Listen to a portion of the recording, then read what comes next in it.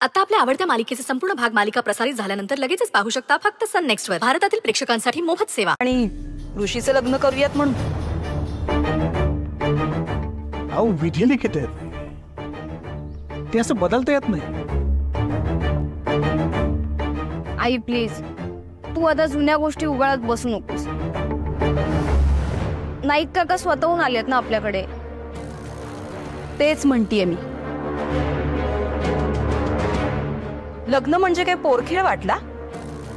नाईक याचा सारासार विचार आधी करायला हवा होता. पोटच्या मुलीच्या भावनांचा सुद्धा विचार केला नाही. नाही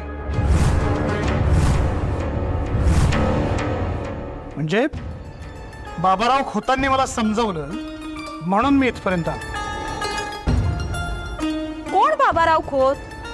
आणि तुमच्या मुलीच्या लग्नाचा निर्णय त्यांनी का घ्यायचा? हितचिंतक आहेत ते आमचे.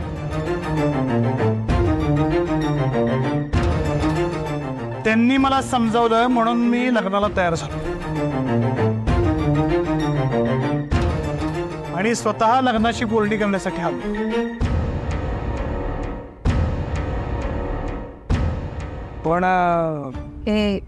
पण परंतु मनात ठेवूच नका.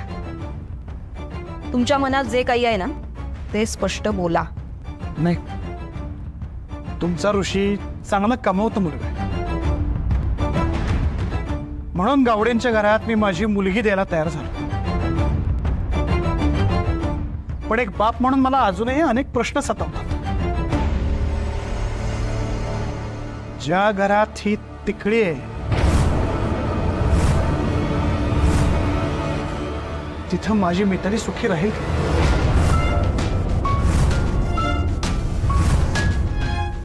तिचा संसार सुखी होईल?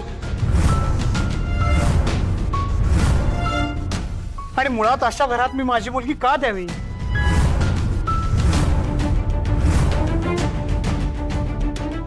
समजलं. नाईक हे शब्द तुमच्या तोंडचे नाहीत. बाबाराव खोत बोलतायत तुमच्या तोंडून. खोतांची काहीतरी नवीन चाल आहे ही. असं काही नाहीये, मला जर समजून घ्या. ज्या घरात ही तिकडी तिथं अशांती, क्लेश, दुःख हे कायम राहणारच ना. नाही राहणार काका. तुम्ही लग्नाची तयारी सुरू कर. तुमची मिताली या घरात सून म्हणून येण्याआधी ही तिकडे या घरातून दूर गेलेली असेल. हा शब्द आहे माझा.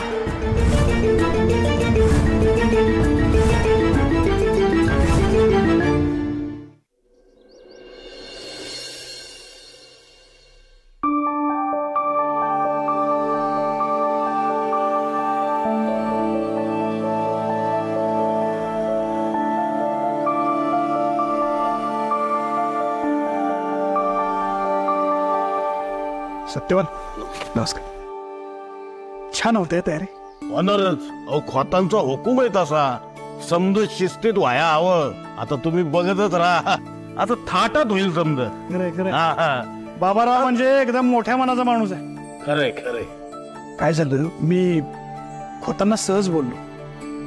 म्हटलं मितालीची आई हयात नाही, तेव्हा हळदीचा लग्नाचा कार्यक्रम मला एकट्याला जड जाईल. बरोबर. तर त्यांनी हळदीचा कार्यक्रमच वाड्यावर ठेवला. काय सांगत? हो. अहो इतकंच नाही, ते मला म्हणाले की इथून पुढचे सगळे कार्यक्रम, सगळी तयारी वाड्यावर होईल आणि लग्न होईपर्यंत मी आणि मितालीनं इथं वाड्यावरच येऊन राहायचं. आता बोला, मी तर धन्य झालो. फार मोठ्या मनाचा, दिलदार मनाचा माणूस आहे. या या आतमध्ये जाऊया जरा.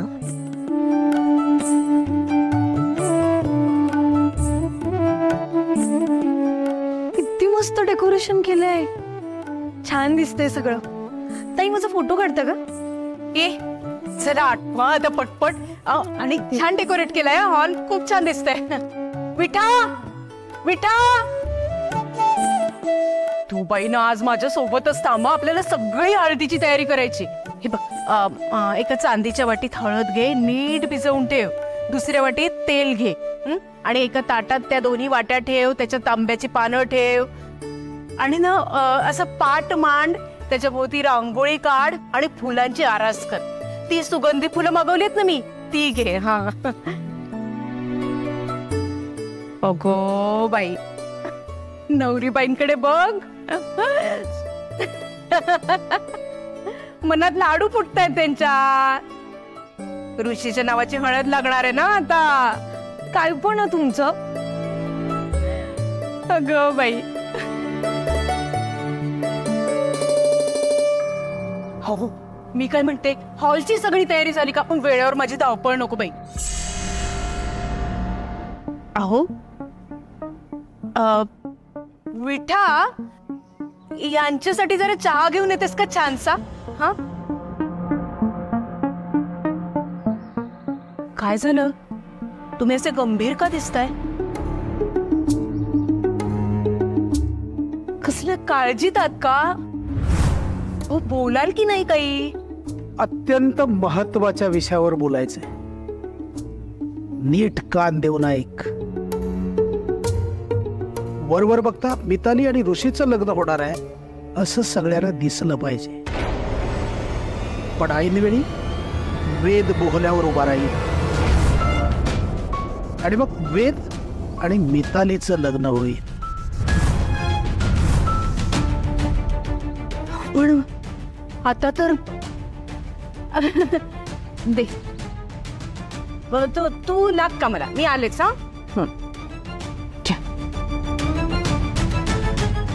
हा बाबाराव खेळतो ना तो फक्त जिंकण्यासाठी.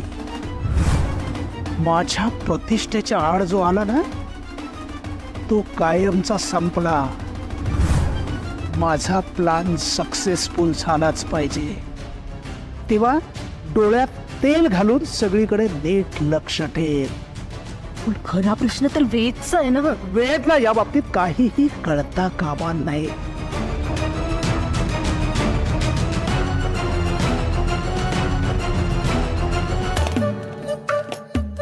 हेच तर मला नकोय. म्हणजे लग्न करून वेद माझ्या स्वप्नांची माती करेल, इथेच वाड्यावर राहील, हे व्हायलाच नको. या सगळ्या इस्टेटीचा वारस माझा सौरभच होईल, आणि त्यासाठी वेद वाड्यात राहायला नकोय. वेद वाड्याबाहेर जायलाच हवाय.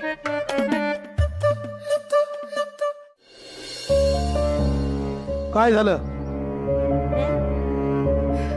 कुठे काय, मी आहे तुमच्या सोबत.